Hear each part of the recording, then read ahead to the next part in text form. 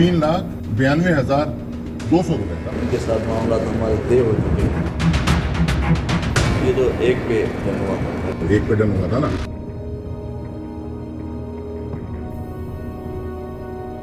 पैसे किस चीज़ के मांग रहे थे? नहीं सर, ऐसा कभी कभी जिंदगी में नहीं लिया। नहीं, गवर्नमेंट तनख्वाह दे रहे, क्यों मांगेंगे? खुदा की उस पर लानत होगी हुकूमत की तनख्वाह के बावजूद बैठ के रिश्वत लेता होगा। ऐसा ही है ना? जरा मेरे साथ मिलकर लानत भेजें उस आदमी पे। अल्लाह की लानत हो सर। हाँ, किस पे? जो रिश्वत ले रहा है। तो आपने आज तक ये काम कभी नहीं किया? नहीं सर।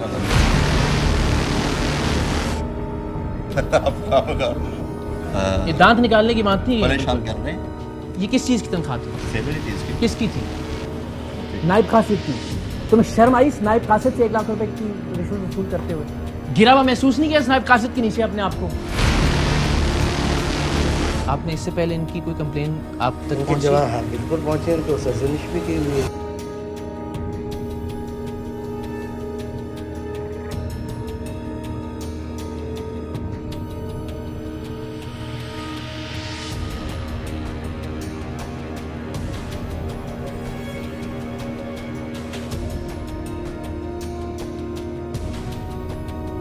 हराम है जो कोई हलाल काम भी हराम खोरी के बगैर हो जाए।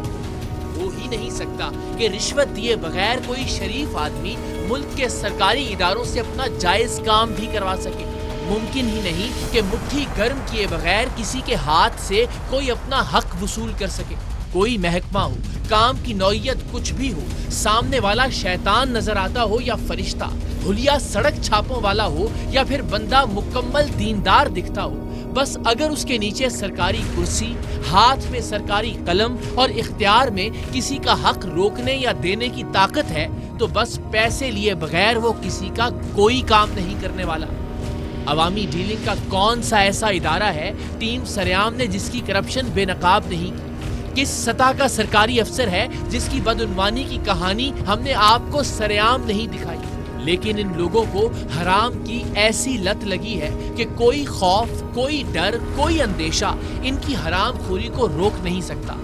जिन लोगों को अपने आका सल्लल्लाहु अलैहि वसल्लम के इस फरमान का खौफ ना हो कि रिश्वत लेने और देने वाले दोनों जहन्नुमी हैं, जिन्हें इस बात का डर ना हो कि दोनों जहानों के खालिक का 24/7 कैमरा उन पर मरकूज है, उन्हें भला मीडिया के कैमरों का क्या खौफ हो सकता है? यही वजह है कि ये रिश्वतखोर, बेहिस और बेज़मीर अफसरान रिश्वत लेते हुए रंगे हाथों पकड़े जाने के बावजूद भी ढटाई और बेहयाई से बाज नहीं आते।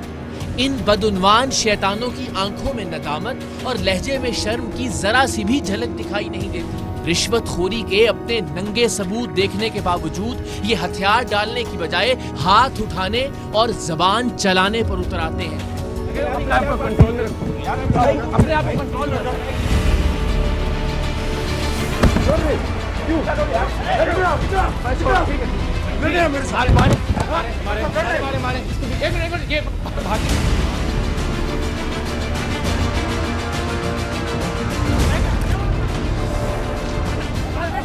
सर ये देखो। क्या है आप? मैं हूँ नाज़िमाबाद, असिस्टेंट कमिश्नर नाज़िमाबाद है। वो मुझे देख के ही समझ जाते कि इस अफसर की इतनी पर्सनलिटी नहीं कि इसको ना दिया जाए। पैसे किस चीज के ले रहे हैं? गाली दे रहे हो? गाली दे रहा हूँ। क्यों गाली दे रहे हैं आप? अरे मैं मारो कुछ चीज उठा के। एक मिनट अभी करें अपने अभी करें। अभी तुम्हारे पास केस करूंगा। अभी करें। चीफ सेक्रेटरी सीएम के यहाँ कहूँगा। क्या आप आम बेचते हैं? जाहिर सी बात है, तो जितना आप हुआ उसको वापस रिटर्न तो करेंगे ना मुझे पैसे। पैसे रिटर्न तो करेंगे ना। ये तो अंडरस्टूड बात है।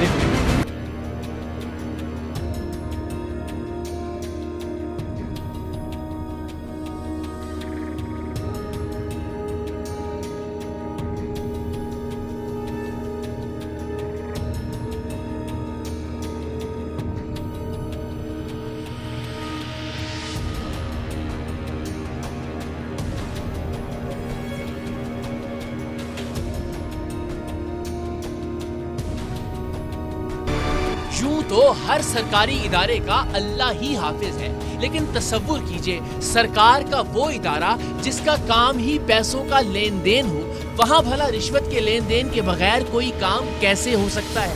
सरकार का वो दफ्तर जहां से जिले भर के सरकारी अफसरान और एहलकारों की तनख्वाहें जारी होती हों, पेंशन्स रिलीज होती हों, सरकारी ठेकों के पैसों के चेक इशू किए जाते हों, वहां भला ये कैसे मुमकिन है कि अकाउंट्स ऑफिस या ट्रेजरी के अफसरान अपना हिस्सा रखे बगैर किसी को पैसे या चेक इशू कर दें?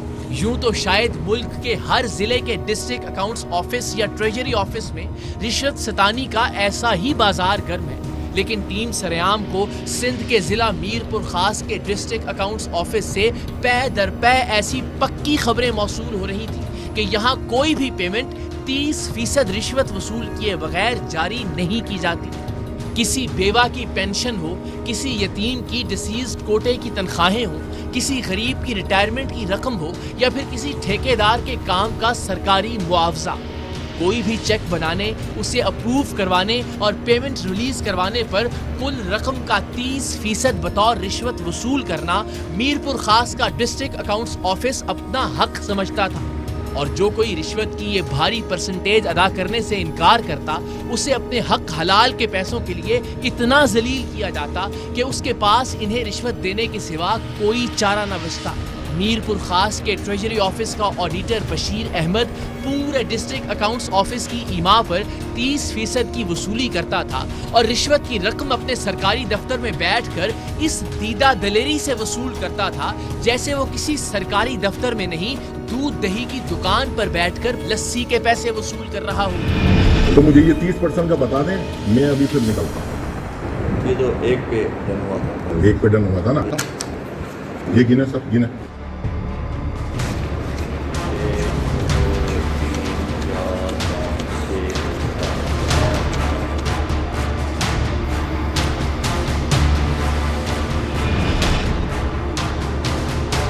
पेंशन्स, एरियर्स, ठेकों के मुआवजों या रिटायरमेंट की मद में मिलने वाली रकम 1000 हो, 1 लाख हो या फिर 1 करोड़, इस रकम को इशू करने से पहले कुल रकम का 30% फिक्ही उसूल या कानूनी दफा समझकर वसूल किया जाता था। और ये रिश्वत देने वाले बामरे मजबूरी ऐसा करते थे क्योंकि दूसरी सूरत में उनकी रकम महीनों तो क्या सालों तक फाइलों के तकनीकी मसाइल तले दबी रहती। ये लोग रिश्वत देने के बाद किसी इदारे या अफसर के पास शिकायत लेकर भी नहीं जाते थे, इसलिए कि ठेकेदार की अगली पेमेंट, पेंशनर्स की अगली पेंशन, रिटायरमेंट फंड मिलने के बाद पेंशन्स और एरियर्स की अगली किस्तें उन्हें इसी डिस्ट्रिक्ट अकाउंट्स ऑफिस से मिलना थी और ये रकम इन्हीं अकाउंट्स ऑफिसर्स ने इशू करना थी। तो अगर ऊपर तक मुलव्वस आला अफसरान तक कोई शिकायत लेकर जाने की जसारत करने का सोचता भी तो समझे वो अपनी आइंदा रकम से हाथ धो बैठता। इसलिए ये सब लोग 30% रिश्वत को तकदीर का लिखा समझकर अदा करते रहते और ये रिश्वतखोर अफसरान इस रिश्वत को अपनी तनख्वाह और मुराद का हिस्सा समझकर बेझिझक और बेधड़क होकर वसूल करते रहते। डिस्ट्रिक्ट अकाउंट्स ऑफिस मीरपुर खास में 30% की भत्ता वसूली की कंफर्म खबरें हमारे पास मौजूद थी, लेकिन इन खबरों को सबूतों में तब्दील करने के लिए रिश्वत देने वाला कोई भी शख्स इन लोगों के खिलाफ सबूत रिकॉर्ड करने पर तैयार नहीं था, क्योंकि उसे आइंदा भी यहाँ से पैसे वसूल करने थे। और हम खुद मीरपुर खास के ट्रेजरी ऑफिस के इन रिश्वतखोर अफसरान की रिश्वत लेने की खुफिया वीडियो तब तक रिकॉर्ड नहीं कर सकते थे जब तक हमने ऑफिशियली मीरपुर खास के डिस्ट्रिक्ट ट्रेजरी ऑफिस से कोई रकम वसूल ना करना होती। तभी तो ये राशि अफसरान हमसे उस रकम का 30% बतौर रिश्वत देने का मुतालबा करते। ऐसे में एक नौजवान इन रिश्वतखोर अफसरान के खिलाफ मैदान में आया, जिसकी 21 महीने की रुकी हुई तनख्वाहों की अदायगी ट्रेजरी ऑफिस को करना थी। ये रकम 3 लाख कुछ हजार बनती थी और इस रकम को इशू करने के लिए ट्रेजरी ऑफिस मीरपुर खास के ऑडिटर बशीर अहमद ने इस नौजवान से 30% रिश्वत के हिसाब से 1 लाख रुपए का मुतालबा कर रखा था कि 1 लाख ले आओ और अपनी रकम का चेक ले जाओ। इस गरीब और यतीम नौजवान को इसके वालिद के इंतकाल के बाद उनकी जगह पर महकमा तालीम में नायब कासिद की नौकरी मिली थी। ये बेचारा भला अकाउंट्स ऑफिस वालों को रिश्वत देने के लिए इतनी खतीर रकम कहां से लाता।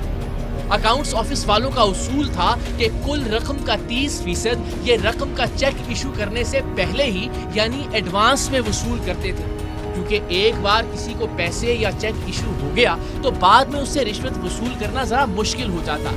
लोग तब तक ही पकड़ धकड़ कर रिश्वत देते हैं जब तक उनका काम किसी दफ्तर या अफसर के पास फंसा हुआ हो। इस यतीम और लाचार नौजवान की 21 महीने की तनख्वाह इसे इसलिए नहीं मिल पाई थी कि इसके पास एडवांस में रिश्वत देने की सकत नहीं थी। इस दौरान इसकी बहन की शादी भी थी, लेकिन लाख मन्नत समाजत के बावजूद रिश्वत लिए बगैर इसकी 21 महीने की तनख्वाह रिलीज करने से साफ इनकार कर दिया गया था। हर तरफ से मायूस होकर इस नायब कासिद नौजवान ने खुद टीम सरेआम से राबिता किया और हमने इसे इसका हक दिलाने के साथ साथ डिस्ट्रिक्ट अकाउंट्स ऑफिस के रिश्वतखोर अफसरान को बेनकाब करने का फैसला किया। डिस्ट्रिक्ट अकाउंट्स ऑफिस मीरपुर खास के ऑडिटर बशीर अहमद को मांगी गई रिश्वत की 1 लाख की रकम में से 30,000 रुपए की अदायगी के लिए टीम सरेआम का नुमाइंदा नौजवान नायब कासिद जुनेद के साथ गया और ऑडिटर मीरपुर खास बशीर अहमद ने बेझिझक होकर सरेआम 30,000 रुपए वसूल कर लिए। हमने रिश्वत की कुछ रकम अदा करके बाकी रकम इसलिए रोक ली थी कि जिस दिन हम कैमरों के साथ मीरपुर खास के अकाउंट्स ऑफिस पहुंचे, बाकी की रकम अदा करने के बहाने हमारा नुमाइंदा इस ऑफिसर से मुलाकात करके इसकी अपने दफ्तर में मौजूदगी की तस्दीक कर सके। कुछ दूसरे प्रोग्राम्स की रिकॉर्डिंग्स की वजह से हमारा नुमाइंदा इस रिश्वतखोर ऑफिसर को पकड़ने वादा की हुई तारीख पर नहीं पहुंचा, तो इसने नायब कासिद जुनेद को दफ्तर बुलाकर रिश्वत की पहली किस्त 30,000 धमकी देते हुए वापस कर दी कि अब मैं देखता हूं कि तुम्हें तुम्हारे 21 महीने की तनख्वाह कैसे मिलती है। मजबूरन अगले रोज नायब कासिद का बड़ा और सपोर्टर बनकर हमारे दूसरे नुमाइंदे को इस राल टपकाते रिश्वतखोर अफसर के पास जाना पड़ा। हमारे नुमाइंदे ने इससे पूछा कि बताइए हमारे लिए क्या हुक्म है, तो इसका कहना था कि हमारी डीलिंग फाइनल हो चुकी है और मैं रिश्वत की रकम यानी 1 लाख रुपए का बता चुका हूँ।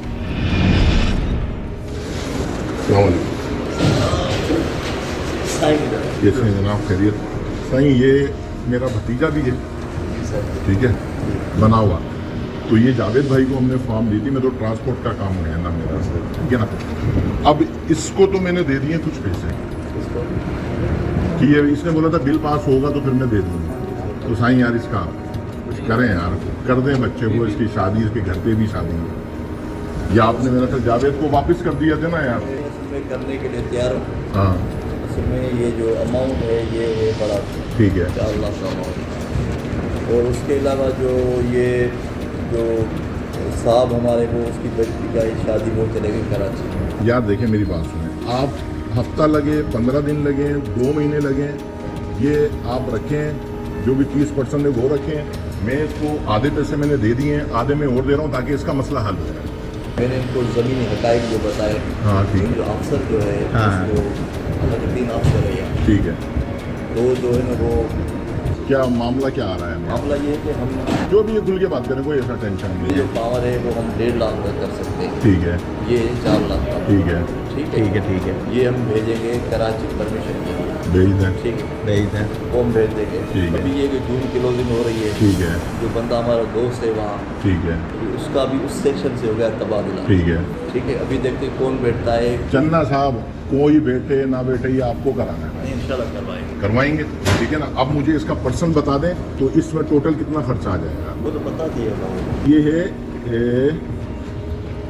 3,92,200 रुपए का, 283। इसका वो लगाए ना कैलकुलेटर में। नहीं वो तो असल में क्या है कि उनके साथ मामला तो हमारे तय हो गए।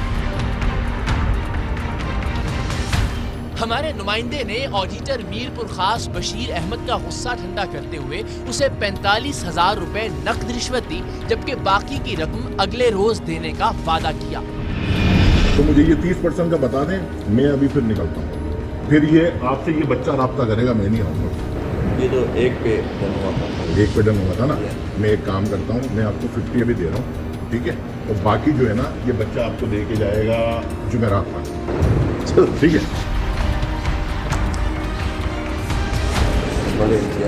ये गिना सब गिना।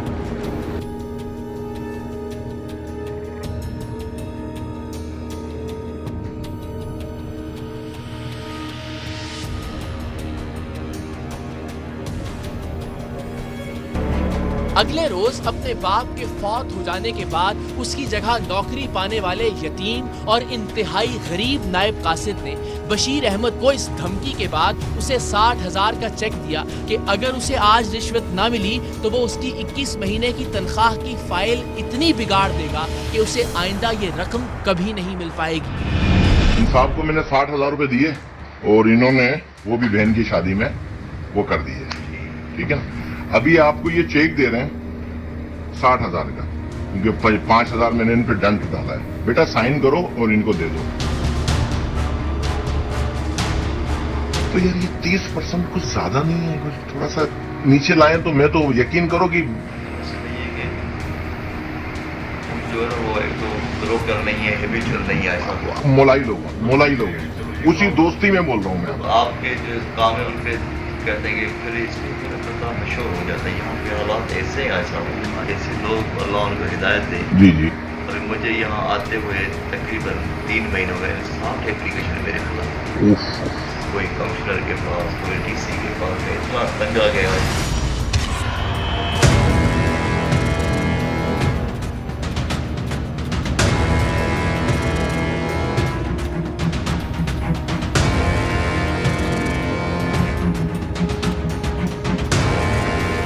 Auditor district accounts office Bashir Ahmad की रिश्वतखोरी के सबूत हमारे पास खुफिया रिकॉर्डिंग्स की शक्ल में आ चुके थे। ये हकीकत भी वाज़ेह हो चुकी थी कि मीरपुर खास के ट्रेजरी ऑफिस से कोई भी रकम 30% रिश्वत लिए बगैर इशू नहीं की जाती। अब वो मरहला था कि हम मीरपुर खास पहुंचे और इस बदउनवान अफसर का मुहासबा करें। 1 लाख रुपए बतौर रिश्वत देने के बाद नायब कासिद जुनेद को ट्रेजरी ऑफिस की जानिब से सर्विस बुक भी इशू की जानी थी। सो इसी बहाने से मुलाकात के लिए जुनेद के साथ टीम सरेआम का नुमाइंदा अकाउंट्स ऑफिस में बशीर अहमद से मिलने पहुंचा और इस बात की तस्दीक कर लेने के बाद कि यह राशि अफसर अपनी कुर्सी पर मौजूद है, हम कैमरों के साथ कमिश्नर ऑफिस मीरपुर खास के इहाते में मौजूद डिस्ट्रिक्ट अकाउंट्स ऑफिस में दाखिल हुए। सरकारी दफ्तरों में इतने सारे करप्ट लोग मौजूद होते हैं कि अब हम जैसे ही किसी सरकारी दफ्तर में दाखिल होते हैं हमें हर दूसरे चेहरे पर इज़्तिराब और परेशानी नजर आती है। चोर की दाढ़ी में तिनका के मिस्दाक इन लोगों को शायद ऐसा लगता है कि इनकी कोई करप्शन पकड़ी गई है। जब हम बशीर अहमद के दफ्तर में दाखिल हुए तो वो भी इब्तिदाई तौर पर तो हमें देखकर घबराया, लेकिन फिर उसने जल्द ही खुद को संभाल लिया।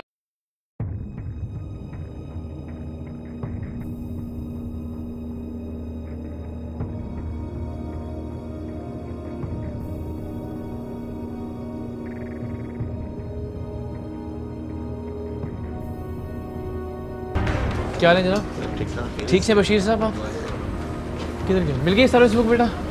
सर्विस बुक तो ज़रा मंगवाएं बच्ची की। किसकी सर? इसकी। अभी पैसे किस चीज़ के मांग रहे थे? मैंने तो मांगे नहीं पैसे। कभी नहीं लिए? किसी से नहीं लिए? नहीं सर। कभी ऐसे कभी मजाक में ले लिया हो? नहीं सर। ऐसे कोई उधार ही ले लिया उसी दफ्तर में बैठ के? कभी कभी ज़िंदगी में नहीं लिया? नहीं सर। और ना मांगे हैं? नहीं सर। गवर्नमेंट तनख्वाह दे रही, क्यों मांगेंगे सर? सही बात है ना, गवर्नमेंट तनख्वाह दे रही है तो बहुत ही लानती आदमी होगा, बदबख्त और बेगैरत होगा। खुदा की उस पर लानत होगी जो हुकूमत की तनख्वाह के बावजूद बैठ के रिश्वत लेता होगा। ऐसा ही है ना जी? जरा मेरे साथ मिलकर लानत भेजें उस आदमी पे रिश्वत। बिल्कुल सर। कहना लानत उस आदमी पे जो तनख्वाह के बावजूद रिश्वत लेता है। सही बात नहीं कहना सर, दोहरा दे ना कि अल्लाह की लानत उस आदमी पे जो हुकूमत से तनख्वाह मिलने के बावजूद रिश्वत लेता है। सही बात है। जुमला दोहरा देंगे बहुत मुश्किल। अल्लाह की लानत हो सर। हाँ, किस पे? जो रिश्वत ले रहा है तनख्वाह मिलने के बावजूद। जी हाँ जी।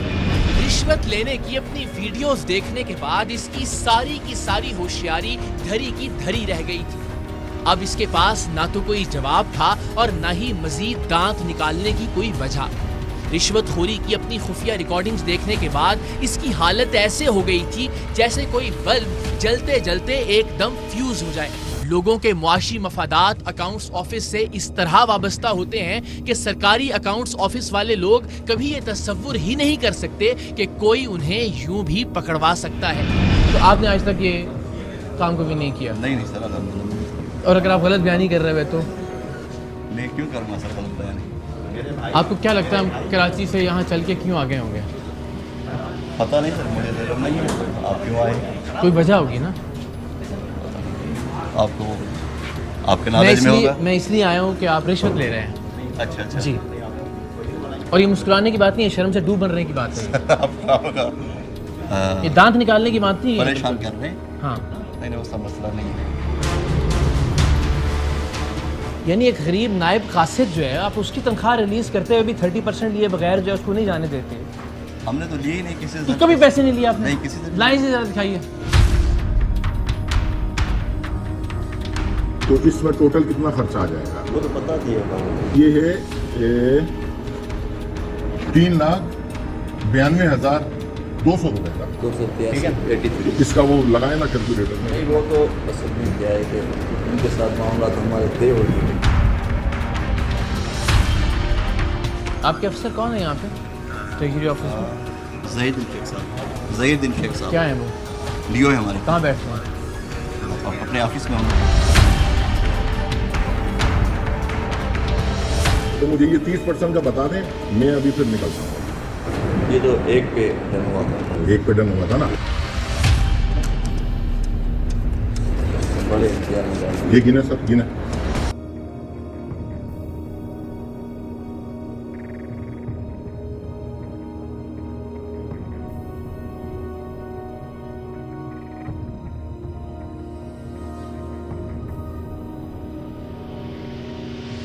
खुदा की लानत और रिश्वत लेने वाले पे कहिए ना जरा एक बार फिर। खुदा की लानत और रिश्वत लेने वाले पे क्या सही? आप कह रहे हैं सर। आप भी कहिए ना साथ मिलके। मैं भी कर रहा हूँ खुदा की लानत। और फिर रिश्वत ले भी रहे हो। किस चीज के पैसे ले रहे हैं? अब बताएं ना, आप तनख्वाह नहीं मिलती आपको?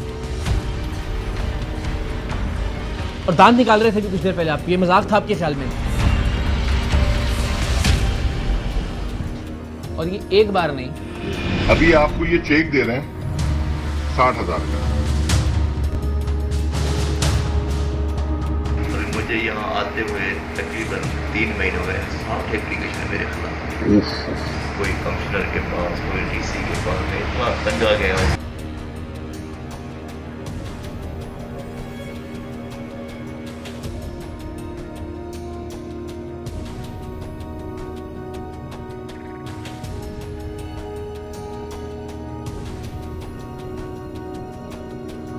किस लिए ये सीट है, किस लिए ये इख्तियार है, किस लिए आपको तनख्वाह मिलती है? सफ़ेद साफ सुथरे कपड़े बैठ के बड़े बाइज्जत बन के यहाँ पे बैठे हुए हैं, और रिश्वतखोर लानती इंसान है आप। अभी आप ही ने खुद ही कहा, लानत लानत अल्लाह ताला की उस इंसान पे जो रिश्वत लेता है। आपकी मर्जी नहीं, आप बताइए, झुटलाएं। आप कहते हैं गलत कह रहे हैं, आप झूठ बोल रहे हैं, गलत वीडियो। आपको पूरा मौका दे रहा हूँ मैं पूरी दुनिया के सामने, आपके सामने माइक है, कैमरा, आप कहते हैं झुटला दें। आप कहें जी आप गलत बयानी कर रहे हैं, कहें मैं सामने, मुझे अगर आप झूठा कहते हैं पूरी दुनिया को दिखाऊंगा कि मैं झूठ बोल रहा हूँ। हिम्मत पैदा करें ना। क्या सही है? इतना ही कहते हैं कि मैं झूठ बोल रहा हूँ, ये वीडियो गलत है, कुछ तो बोल दो। आप सही है मेरे। आप क्यों सही नहीं होते? हम भी सही हो जाएंगे इंशाल्लाह। क्यों सही नहीं हो रहे? क्या मसला है? कम तनख्वाह मिल रही है? कितनी तनख्वाह मिलती है? क्या क्या पे स्केल है आपका? मेरा 16 ग्रेड है। क्या क्या क्या तनख्वाह मिलती है? तनख्वाह 60,000 समथिंग। इज्जत की ज़िंदगी गुजारना चाहे इंसान तो बड़ी आसानी से गुजार सकता है, ये नहीं गुजार सकता। सही बात है। और कोई एक पेमेंट यहाँ 30% की रिश्वत लिए बगैर क्लियर नहीं करता। जब आपने नायब कासिद गरीब को नहीं छोड़ा तो आप बाकी पेमेंट्स किस तरह छोड़ते होंगे? ये एक नायब कासिद था जिसकी तनख्वाह थी 3,00,000 रुपये। ये जो केस था आपके साथ पास आया, सही, ये किस चीज़ की तनख्वाह थी? फैमिली थी इसकी। किसकी थी? नायब कासिद की। तुम्हें शर्म आई इस नायब कासिद से 1 लाख रुपए की रिश्वत वसूल करते हुए? ये मैं तब रिलीज करूंगा जब लाख रुपए रिश्वत दोगे। गिरा हुआ महसूस नहीं किया इस नायब कासिद के नीचे अपने आप को?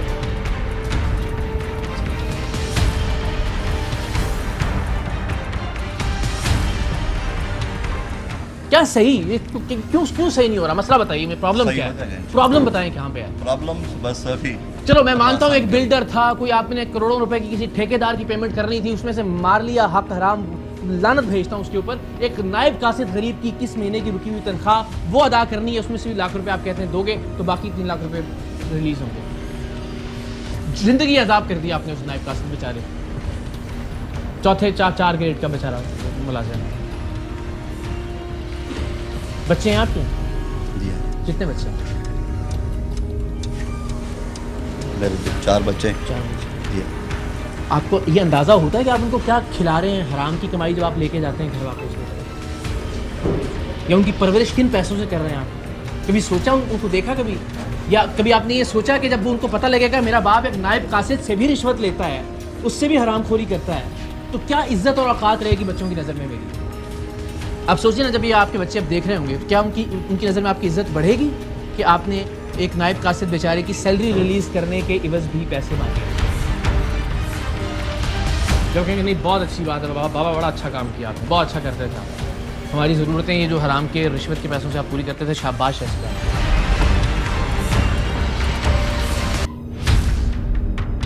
ऑडिटर बशीर अहमद को लेकर हम assistant district accounts officer Arif Mirani के कमरे में पहुंचे तो वो साफ मुकर गए कि ये शख्स मेरे मातहत आता ही नहीं।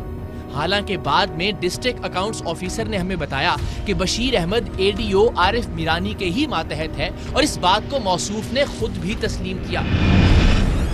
इजाज़त है सर? अस्सलाम वालेकुम। आइए सर, आपके इसमें ग्रामी ये ऑडिटर साहब आपके ज़ेर इंतज़ाम आते हैं या नहीं किसी तरह से? एक ही है। तो आप इनके सीनियर हैं?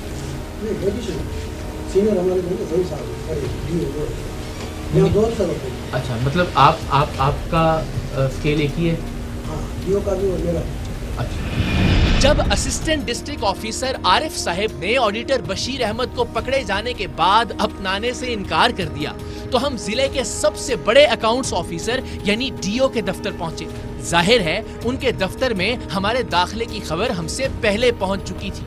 उसूलन तो ये चाहिए था कि वो खुद तशरीफ लाने की जहमत गवारा करते कि मेरे दफ्तर में ये सब क्या हो रहा है, या किसी को भिजवा कर ही हमसे मालूम कर लेते कि मीडिया टीम क्यों आई है और उनके ज़ेरे इंतजाम डिस्ट्रिक्ट अकाउंट्स ऑफिस में कैसा हंगामा हो रहा है। लेकिन उन्होंने ऐसा करने की बजाय गालिबन अपने मेज पर ढेर सारी फाइलें और कागज बखेरने को तरजीह दी ताकि जब हम उनके कमरे में आए तो वो बता और दिखा सकें कि वो तो हर वक्त काम में मगन रहते हैं, उनका रिश्वतखोरी से क्या लेना देना। रिश्वतखोरी के वाज़ेह सबूतों के साथ बेनकाब होने वाले ऑडिटर को जब इनके सामने लाया गया तो इन्होंने कुछ भी और पूछने से पहले उससे खुद को क्लियर करवाने की कोशिश की, ये पूछकर कि इस मामले में बाकी तो कोई अफसर मुलविस नहीं है ना। मैं कमिंग सर? अस्सलाम, आप खैरियत से सर? एक शिकायत आपसे करनी अगर आप इजाज़त दें तो। ये सर आप जानते हैं इन साहब को, ज़ाहिर है आपके मातहत हैं, हर काम के इवज़ 30% तय है सर। तफसीली वीडियो है, मैं सिर्फ इस पर इत्तफा कर रहा हूँ आपको दिखाने पे। एक नायब कासिद की 21 महीने की तनख्वाह रिलीज़ करनी थी, उसके बदले में 1 लाख रुपए की रिश्वत वसूल की। पहली बात है कि कोई ऑफिसर आपसे लेता है इस चीज़ के पैसे या कोई अकेला ले रहा है सर? अच्छा, आपके ख्याल में अकेला ले रहा है? नहीं, मैं जो अर्ज कर रहा हूँ मेरी भी बात सुन लीजिए ना, मेरा सवाल पहले सुन लीजिए। आपके ख्याल में ये अकेला ले रहा है? आप जिम्मेदार नहीं है यहाँ पे बैठे हुए, आपकी दीवार के साथ बैठा आपका मातहत जो है एक बेचारे नायब कासिद की तनख्वाह रिलीज करने के पैसे ले रहा है और आप उससे सवाल अपने आप को बचाने वाला कर रहे हैं। नहीं, बचाने वाली की बात नहीं, मैं डीओ हूँ इधर का जी, तो मैं उसका इसी वजह से तो पूछ रहा हूँ ना, ये क्या कहानी है भाई, किस चीज़ के पैसे मांगते हैं? इधर मेरी तरफ देख के बात करो, वो क्या, वो तो अब गैर बचाएंगे आपको, वो तो कुछ नहीं होगा आपको अल्टीमेटली, आप बेफिक्र हो जाए, टेंशन नहीं लें। हाँ, एक बात सुने ना जी, मैं थोड़ा एक जो बात कर रहा हूँ ना उसको भी आप सुनने की करें जी। एजुकेशन डील करते हैं ये, ठीक है ना, हमारे पास काम डिस्ट्रीब्यूट है जी। डिस्ट्रिक्ट अकाउंट्स ऑफिस में 2 अमला काम कर रहा है, एक एजी सिंध का, दूसरा टीजी साइड का, फाइनेंस डिपार्टमेंट का, और दोनों के दरमियान में काम बटे हुए हैं। एक एडीओ डील करता है, एक district accounts officer. District accounts office के पास जैसे पुलिस है, पीडब्ल्यूडी का काम है, एडीओ के पास फाइनेंस डिपार्टमेंट के जो हैं उनके पास एजुकेशन है, हेल्थ है, वो, तो ये काम डिस्ट्रीब्यूट करके हम इस तरीके से चला रहे हैं। एडमिनिस्ट्रेशन डीओ के पास होती है, ठीक है ना, इनकी पोस्टिंग उनके पास है, तो कंसर्न इनके ऑफिसर है एडीओ साहब, आप उनसे भी थोड़ी राय ले लें कि क्या है। Additional district accounts officer Mirani साहब। डिस्ट्रिक्ट अकाउंट्स ऑफिसर ज़हीरुद्दीन का दावा था कि उन्होंने बशीर अहमद के खिलाफ पहले भी तहरीरी शिकायत महकमे को भिजवा रखी हैं, जिस पर हमने उनसे कहा कि अगर ऐसा है तो आप हमें वो तहरीरी शिकायत जरूर दिखाइए ताकि वाज़ेह हो सके कि आप वाकई रिश्वतखोरी के इस धंधे की सरपरस्ती नहीं कर रहे। लेकिन आज तक हमें ऐसी कोई तहरीर नहीं मिल सकी। बाकी इनकी जो कंप्लेंट आती रहती है, इनकी रिपोर्ट बनाता रहता हूँ, इनको समझाता भी रहता हूँ, बोलता भी रहता हूँ। अगर ये सही है तो वो थोड़ा। आपने इससे पहले इनकी कोई कंप्लेन आप तक पहुंची? हाँ बिल्कुल पहुँची। इनको सर्जनिश भी की हुई है, जो भी रिटर्न सर्जनिश की हुई है, रिकॉर्ड में क्या हम देख सकते हैं? वो बहुत अच्छा होगा, अच्छा मैसेज है। तो थोड़ा वक्फा कर लो, मैं थोड़ा काम भी सर क्या काम है? ऐसे इस तरह के काम से तो मतलब सर वो ये फरमा रहे हैं कि आपके मातहत हैं ये बराह रास्त। आपको कभी इनकी शिकायत नहीं आई पैसे लेने की? मेरे पास कहाँ आएगी? नहीं, आपके पास कभी शिकायत नहीं आई? नहीं, ये पैसे लेते हैं। हम यानी कमाल ये है कि आपको एक दीवार के उस तरफ शिकायत नहीं आई और हम वहाँ बैठ के हमें इल्हाम हो गया कराची यहाँ से 300 किलोमीटर दूर और हम आ गए इनको सबूतों के साथ पकड़ने के लिए और आप तक ये इत्तला नहीं पहुँची। बड़े बेखबर हैं आपसे और आप बिल्कुल अहल नहीं है कि आप इस नशिस्त पर बैठे माजरत के साथ। यानी अगर आपको एक दीवार के परली तरफ मालूम नहीं हो रहा कि आपका बंदा क्या उसने अंत मचाई हुई है, अंधेर नगरी मचाई हुई है और हमें कराची में पता लग गया कि इसने क्या यहाँ पे तबाही मचाई और किस तरह से लोगों को जलील कर रहा है, हम वहाँ से यहाँ पहुँच गए, सबूतों के साथ बेनकाब कर दिया और आप तक इसकी शिकायत भी नहीं पहुँची। सुभान अल्लाह। तो इसके खिलाफ कोई कार्रवाई कौन करेगा? सही बड़े हैं हमारे, सही बैठे हैं, कार्रवाई होगी इसके खिलाफ से? तो देखिए एक्शन क्या लेते हैं और वो एक्शन लेंगे बिल्कुल। आपके इख्तियार में इनको मुअत्तल करना कुछ करना? मेरे इख्तियार में मुअत्तल करना नहीं, इनकी रिपोर्ट करना, बस ये करना। रिपोर्ट करना। बशीर अहमद का इत्मीनान, आरिफ मीरानी साहब की बेनियाजी और ज़हीरुद्दीन शेख साहब की सफाइयाँ, ये सब देखने के बाद आप जरा खुद फैसला कीजिए कि क्या हर रकम में से 30% रिश्वत लेने का धंधा ऑडिटर बशीर अहमद अकेला ही चला रहा था? और ये भी अंदाजा लगाइए कि भला बशीर अहमद के खिलाफ कोई कार्रवाई होगी या फिर करप्शन की ये चक्की यूं ही चलती रहेगी और गरीब सरकारी मुलाजमीन इसमें यूं ही पिसते रहेंगे।